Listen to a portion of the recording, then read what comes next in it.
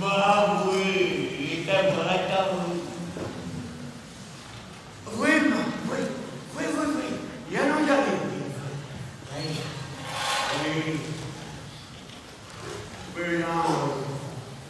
Oui. Oui, non. Oui. Attends, au fond tu peux fanter.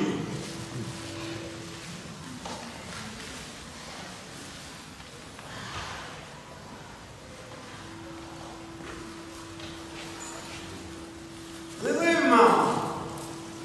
On y va.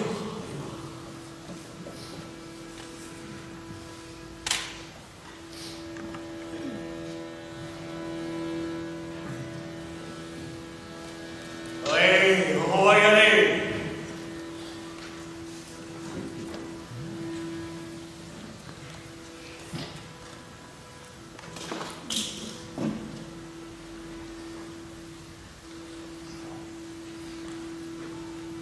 Quelque chose de Tennessee? Oui, peut-être. Nous a dit Johnny quelque chose de Tennessee. Quoi? Oh là là. Elle est belle cette chanson. Oui. Et elle illustrait pour Johnny Barouette parfaitement comment il est né ce spectacle. Puisqu'il utilise la langue poitevine, c'est ma langue maternelle d'ici, du Poitou, qui est une langue qui se perd peu à peu, dont j'avais honte quand j'étais jeune. Et moi, plus jeune, je lorgnais du côté du rock and roll. C'était l'époque. Donc Johnny représentait la révolte, la modernité, tu vois, de mon époque. Hein. Et donc on trouvait que les deux se mariaient bien. Et puis ce qui est dit quand même dans la chanson. On a tous en nous quelque chose de Tennessee, ce sentiment de solitude.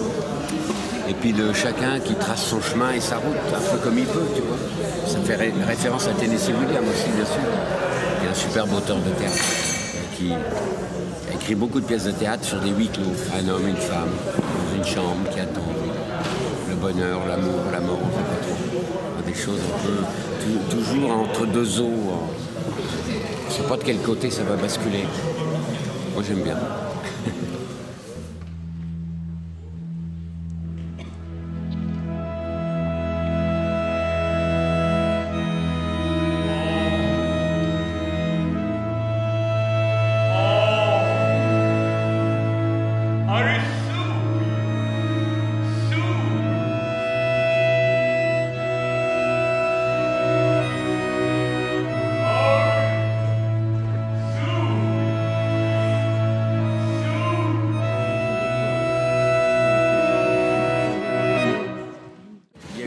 Il y a eu Hugo, Hugues Roche, l'autre Matapeste, Jean-Paul Boudot, et moi, ça c'est à trois, et après c'est rajouté le metteur en scène et son assistante, Michel Gélin et Madi Gélin.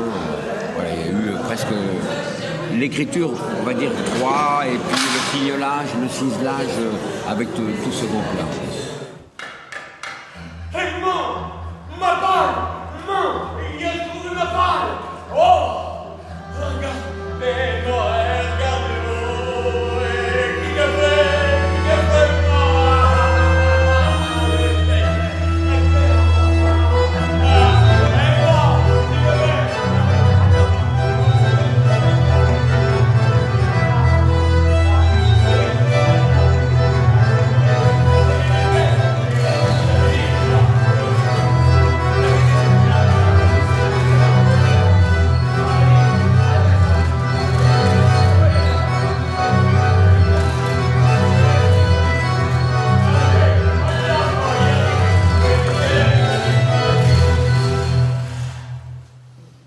Matapeste, je suis canal historique, ça fait 40 ans. Et avec Hugues, alias Félix Matapeste, moi Charles Matapeste, on a fait plein de spectacles et tout. Et j'avais envie un petit peu de changer. J'ai créé un personnage, ce personnage de Johnny Barouette, qui ressemble pas du tout à Charles Matapeste. Moi, Charles Matapeste, dans le duo, je suis plutôt un peu le clown blanc, là, l'élégant. Moi, celui qui n'a rien à voir. Absolument. Rien à voir. Et puis oui, ce rapport à la terre, ce rapport à la langue, ce rapport à la mort, aux parents, à la transmission. Ce qu'on a vu dans les tournées à l'étranger, les fêtes des morts qu'on a pu voir au Mexique, qu'on a pu voir à Madagascar, le rapport que les gens avaient avec la mort, où c'est une fête, un temps festif, mais en même temps un temps respectueux, tu vois, mais joyeux. Et alors que nous, elle est cachée, elle est... Bon, attends, il va tout mieux. Bon, alors, il faut qu'il vous dise, qu'il vous explique. Alors, il est là, on est maman, un mot. Alors, il est là, tous un an, dans 6 mois, il y a un moment. À ça, il est tout là, ce pays, il mange.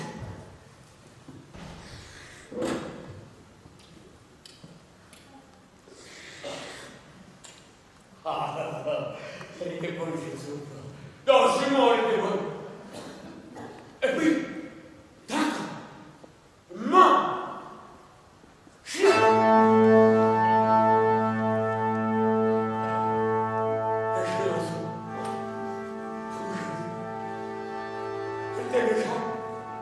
Alors, il est surpris, il fait maman.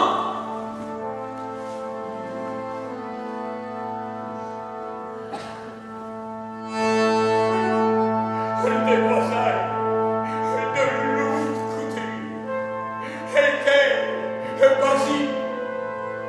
Alors, maman, croyez-vous que je suis à brailler, à brailler, à brûler, à aller la tête De papa et de maman, comme elles disent, moi, je veux revenir et être enterré dans ma terre natale. On l'entend tous les jours. Tous les jours. Ton père, ta mère, tes parents, pour X raisons sont partis, il y en a plein, qui disent, moi, je veux être enterré dans mon village, ou près de la ferme de mes parents, près de la maison de mes...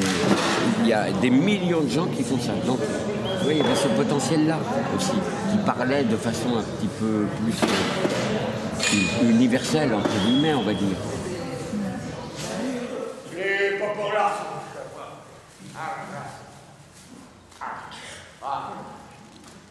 C'est là, voilà. Oui, ça.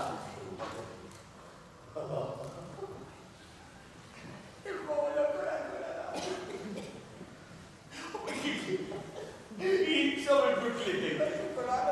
Oh,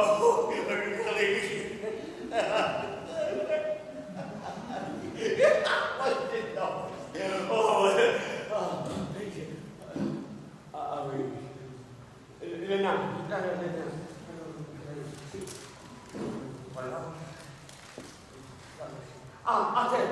Oh, voilà, c'est là. C'est compliqué la vie, la mort. Hein. Oui. Oui.